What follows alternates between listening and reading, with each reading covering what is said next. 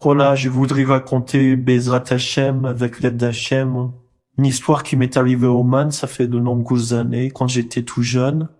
C'était la deuxième fois, je pense, que je voyageais au Oman. Je pense que j'avais 14 ans ou 15 ans.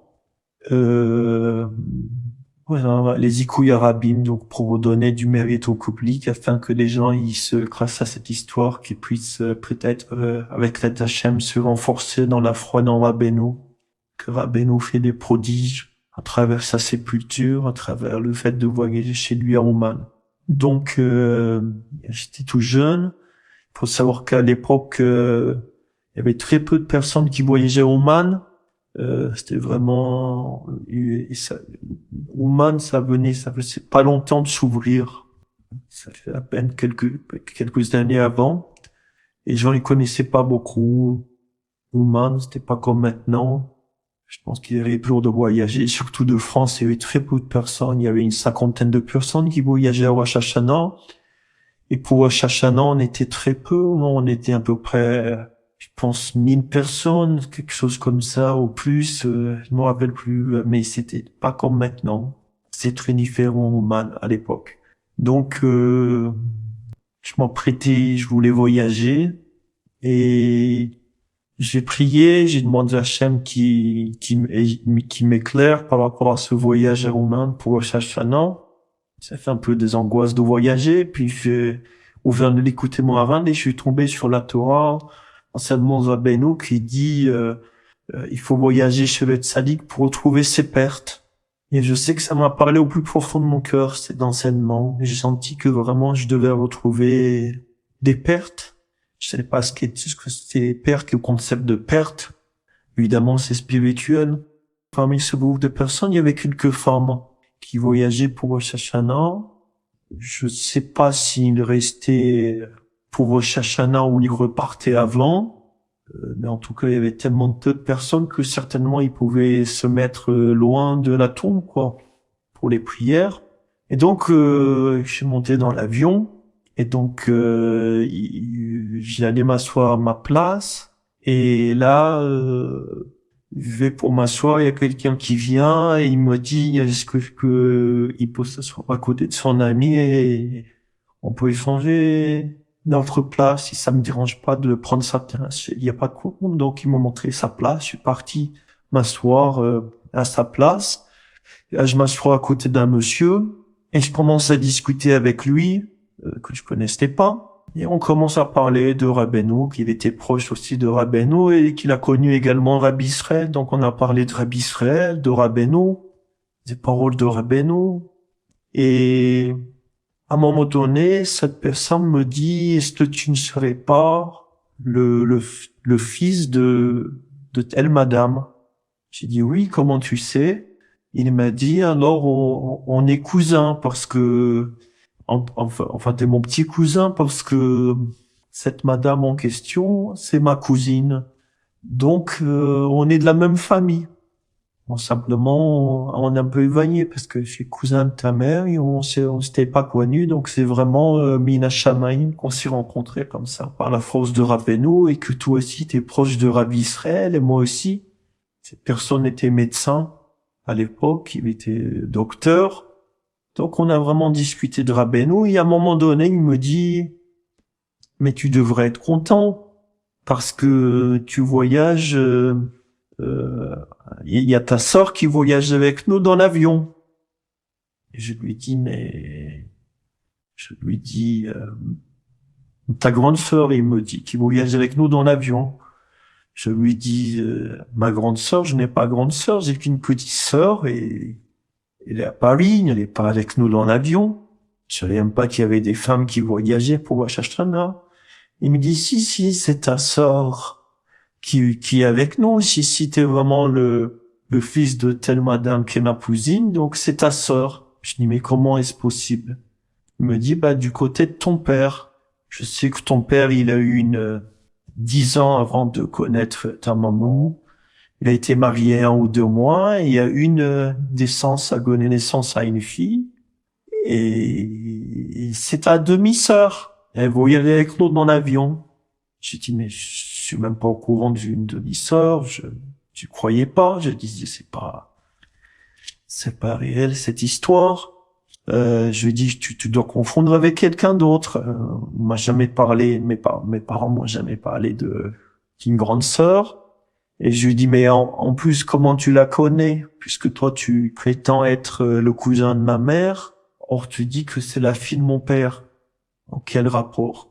Elle m'a dit, bah, c'est simple, et c'est parce que je suis docteur, et elle aussi, elle est docteur. On a fait des études de médecine ensemble. Donc, c'est ainsi que je sais, que je comprends que c'est ta demi-sœur, ta grande demi-sœur. J'ai dit, ah bon, j'ai pas cru, j'ai pas fait attention. Puis on a continué à parler de Rabbeinu, il a pas insisté. Et donc on a parlé de Rabbeinu, donc j'ai pas cherché à savoir plus. J'étais jeune, donc j'ai même pas la tête pour ça. Je sais, pour mon voyage chez Rabbeinu. Et j'arrive à Ouman. Donc, je dépose ma valise. J'ai toujours les mêmes personnes chez qui j'allais au Ouman, les mêmes Ukrainiens, tous les ans. Et je vais directement sur la tombe de Rabbeinu. Et là, je sens donc je me rappelle de ce que j'avais lu dans l'Écoutez Moharan, que toutes les pertes sont sur le tzaddik, qu'il faut voyager sur le tzaddik pour les retrouver. Et ça résonne en moi d'une manière très très forte comme ça. Et là, tout d'un coup, il y a un groupe de femmes qui viennent vers moi. Il pouvait s'approcher de lui visiblement parce c'était bien avant Rosh Hashanah. De la tombe, il n'y avait pas la Mechitza à l'époque. Et ils me disent de loin, viens ici. Ils me disent, mais comment tu peux faire une chose comme ça? Ta demi-sœur, elle est Ouman et elle savait pas qu'elle avait un frère et maintenant elle le sait. Et elle voudrait te connaître et tu lui as t'es même pas venu lui dire bonjour et elle pleure. J'ai dit, qu'est-ce que c'est que cette histoire?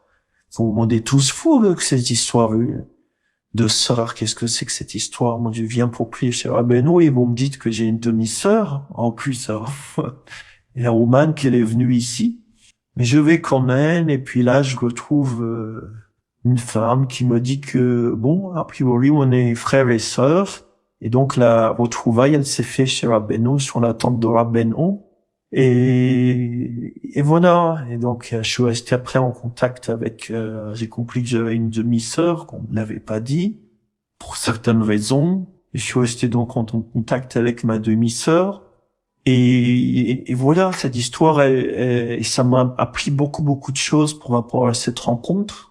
Et vraiment, c'est ce qui a résonné en moi, c'est la phrase de Rabbeinu, que toutes les pertes sont chez le tzaddik. Bien sûr, c'est des pertes spirituelles, mais aussi matérielles, les pertes de vue, on se dévoile des choses. Et ce qui est extraordinaire dans cette histoire, le miracle, c'est déjà que moi, je voyage chez Rabbeinu, et que elle aussi, elle voyage chez Rabbeinu dans le même avion. C'est un premier miracle. Parce qu'il y avait quand beaucoup de femmes qui voyageaient à l'époque à Rosh Hashanah et vraiment, surtout de France. Elle a voyagé parce qu'elle avait des problèmes, elle a entendu parler de Rabbeinu. Donc elle voulait voyager pour avoir des délivrances. Donc c'est déjà le premier miracle qu'on a voyagé ensemble dans le même avion chez Rabbeinu. Le deuxième miracle, c'est au début de l'histoire que j'ai changé ma place avec quelqu'un. Si j'avais pas changé de place, jamais je me serais assis à côté de ce monsieur qui était le cousin de ma mère, et jamais comme ça j'aurais jamais connu ma demi-sœur. Donc c'est le deuxième miracle. Troisième miracle, c'est que les deux, ils ont fait des études de médecine ensemble, alors que lui, donc, il est du côté de famille du côté de ma mère et elle du côté de mon père. Donc c'est déjà un miracle que, grâce au fait que je me suis à côté de lui, en même temps, c'est un miracle que j'ai fait connaissance d'un cousin du côté de ma mère et qui s'est aussi rapproché de Rabbi Israël, de Rabbeinu. Et le plus grand des miracles, c'est que les deux, on habite à Paris et que on a presque jamais entendu, on n'a jamais entendu parler l'un de l'autre. Et on aurait pu se rencontrer à Paris un jour ou l'autre, savoir qu'on est frères et sœurs. Mais ça s'est pas fait. Il fallait que tous les deux on voyage chez Rabbeinu à Ouman. Et la retrouvaille, elle s'est faite sur la tombe de Rabbi Nachman. chez Rabbeinu. Donc, voilà, c'est une histoire, je trouve, très forte. Toutes les pertes peuvent se retrouver chez le tzaddik.